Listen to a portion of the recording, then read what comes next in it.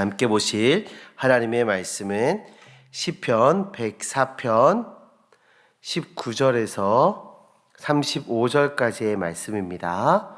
한 절씩 교도하여 읽도록 하겠습니다. 여호와께서 달로 절기를 정하시며 해는 그 지는 때를 알도다. 주께서 흑암을 지어 밤이 되게 하시니 살림이 모든 짐승이 기어나온 젊은 사자들은 그들의 먹이를 쫓아 부르짖으며 그들의 먹이를 하나님께 구하다가 해가 돋으면 물러가서 그들의 굴 속에 눕고 사람은 나와서 일하며 저녁까지 수고하는도다. 여호와여, 주께서 하신 일이 어찌 그리 많은지요. 주께서 지혜로 그들을 다 지으셨으니 주께서 지으신 것들이 땅에 가득하니이다. 거기에는 크고 넓은 바다가 있고 그 속에는 생물 곧 크고 작은 동물들이 무수하니이다. 그곳에 배들이 다니며 주께서 지으신 리워야단이 그 속에서 노나이다. 이것들은 다 주께서 때를 따라 먹이는 것을 주시기를 바라나이다. 주께서 손을 펴신즉 그들이 좋은 것으로 만족하다가 주께서 낯을 숨기신즉 그들이 떨고 주께서 그들의 호흡을 거두신즉 그들은 죽어 먼지로 돌아가나이다. 주의 영을 누리며 그들을 창조하사 지면을 새롭게 하시나이다. 여호와의 영광이 영원히 계속할지며 여호와는 자신께서 행하시는 일들로 말미암아 즐거워하시리로다. 그가 땅에 보신 진동하며 산들을 만지신즉 연기가 나는도다. 내가 평생토록 여호와께 노래하며 내가 살아있는 동안 내 하나님을 찬양하리로다. 나의 기도를 기쁘게 여기시기를 바라나이니 나는 여호와로 말미암아 즐거워하리로다. 같이 읽습니다. 죄인들을 땅에서 소멸하시며 악인들을 다시 잊지 못하게 하시리로다. 내 영혼아 여호와를 송축하라. 할렐루야. 아멘.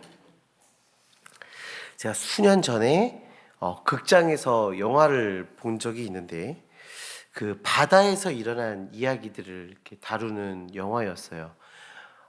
그 한 장면 중에 주인공이 바다에 빠지게 되었는데 그 캄캄한 깊은 바다 속에서 엄청 큰 고래 한 마리가 나오는 장면이 나왔습니다.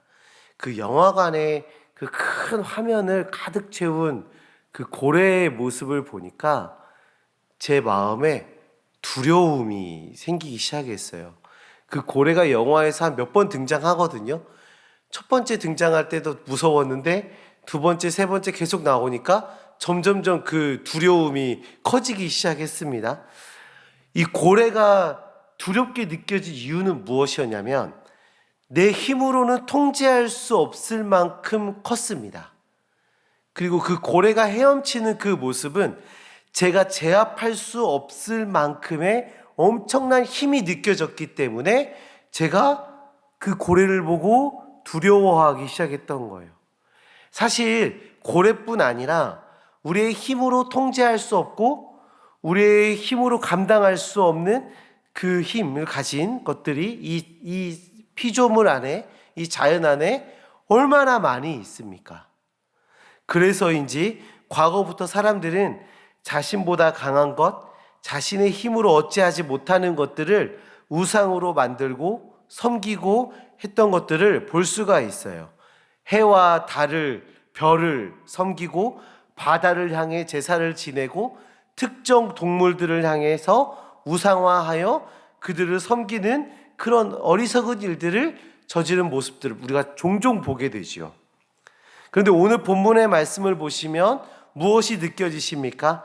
아무리 크고 강한 것이라도 해도 하나님 앞에 작디 작은 것이며 하나님의 손바닥 안에 있는 그냥 피조물의 하나일 뿐이다 라는 것을 우리가 오늘 본문 말씀을 통해서 볼 수 있지 않습니까?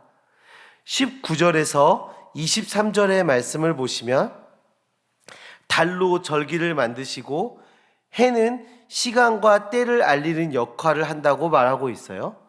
해가 지면 짐승들이 나와서 활동을 하고 해가 뜨면 짐승들은 들어가고 사람들이 나와서 일하고 활동하게 됩니다. 해와 달은 하나님이 정하신 때에 하나님의 지배 아래 정해진 대로 일하는 피조물에 불과하다라는 것을 보여주고 있습니다. 그저 하나님 손 안에서, 하나님의 섭리 안에서 하나님의 다스림대로 움직이는 피조물일 뿐이다 라는 것입니다. 이 하나님의 섭리는 하나님의 형상을 담아낸 사람들을 중심으로 돌아가고 있습니다. 저 해도 저 달도 너무 크고 우리가 어떻게 할 수 없는 강한 힘을 가진 것들이지만, 강한 큼을 가지고 있는 거지만 결국에 하나님의 섭리 안에서 우리를 위해서 움직이고 있는 것이죠. 사람에게 위협이 되는 짐승들은 밤에 나오고 사람들은 낮에 일하도록 하나님은 질서를 세워주셨습니다. 하나님의 질서 안에서 하나님께서 사랑하시는 사람들을 보호하시며 하나님의 그 사랑의 모습이 드러나고 있습니다. 24절에서 26절의 말씀을 보시면 이 모든 세상을 창조하신 하나님의 지혜와 그 사역을 찬양하며 그 말씀이 시작되고 있는데요. 이 땅과 바다를 창조하시고 또 수많은 것들로 땅과 이 바다를 채우신 하나님의 무한한 지혜, 하나님의 그 능력을 찬양하고 있습니다. 그리고 이 바다를 바라보면서 바다 안에 다 알 수도 없는 수많은 생물들을 채우신다라고 말하고 있죠. 그리고 그 안에 또 어떤 것들을 얘기하나요? 바다에는 거대한 배도 그 위에 떠다니고 또 무엇이 나오나요? 리워야단이 나와요. 리워야단. 이 리워야단은 혼돈의 짐승이에요. 그러니까 괴물 뭐 이런 거예요. 엄청 큰 괴물, 우리가 어떻게 감당할 수 없는 무시무시한 존재, 그런 걸 얘기하는 거예요. 근데 지금 오늘 본문에서 이 리워야단이 어떻게 그려지고 있어요? 마치 어항 안에 있는 금붕어 마냥 하나님이 주시는 먹이를 바라보며 그 안에서 논일고 있는 애완동물처럼 그려지고 있는 거예요. 아무리 무서운 괴물이어도 하나님 앞에서는 어항 안의 물고기 같은 존재로 보여지게 되는 것입니다. 성도님들, 어떤 하나님이 발견되십니까? 우리의 창조주이시며 모든 것을 다스리시고 모든 것을 섭리하시는 그 하나님이 보여지지 않으십니까? 거대하고 강하고 무서운 피조물도 하나님 앞에, 하나님 아래에 있는 것이며 하나님의 섭리를 벗어나지 못한다라는 것이 오늘 본문의 말씀에서 드러나고 있지 않습니까? 이 세상 모든 것은 다 하나님 손바닥 안에 있다라는 것이죠. 성도님들, 우리의 삶도 마찬가지예요. 우리의 삶도. 우리의 인생은 하나님께서 섭리하십니다. 하나님께서 다스리시고 하나님의 뜻에 맞춰 인도하여 주십니다. 지금 우리 앞에 놓여 있는 수많은 문제들이 있어요. 우리에게 놓여져 있는 여러 가지 장애물들이 있어요. 우리의 힘으로는 어떻게 할 수 없는 여러 일들이 우리에게 놓여 있어요.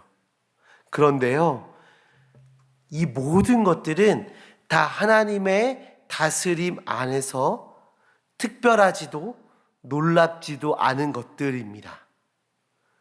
나에게 큰 일이라고 느껴지는 여러 문제들, 내 앞에 놓여있는 내가 결코 넘을 수 없을 것 같아 보이는 그 산들도 하나님 앞에서는 그렇게 특별하지도 그렇게 대단하지도 않은 것들일 뿐입니다. 하나님의 섭리를 거스를 수도 없고요, 하나님의 역사를 뛰어넘을 수도 없는 것들입니다. 그 하나님은 우리를 보호하시는 하나님이세요. 그 크신 하나님은 우리의 하나님이세요. 이 모든 것을 우리를 위해서 주관하시는 하나님이십니다. 이 자연도, 모든 사건도, 모든 상황도 하나님께서는 우리를 위해서 인도하여 주십니다. 사랑하는 성도님들, 그 하나님 바라보며 그 하나님 의지하며 우리 앞에 놓인 문제들 앞에서 자유하여 지시기를 소망합니다. 가장 좋은 걸 주시기를 원하시는 그 하나님은 우리에게 가장 선하고 아름다운 것으로 응답하실 것이며 하나님과 함께 가도록, 하나님과 동행하도록 우리를 인도해 주실 것입니다.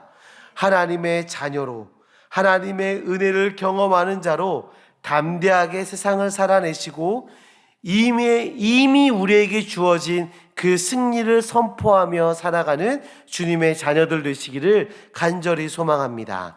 우리의 삶에 하나님의 지혜와 능력을 또 찬양하는 소리와 하나님의 역사하심의 그 간증의 고백을 가득 채워질 수 있도록, 그런 것들이 가득 채워질 수 있도록 주님을 바라보며 나아가는 주의 백성들 되시기를 주님의 이름으로 축원합니다. 우리 함께 기도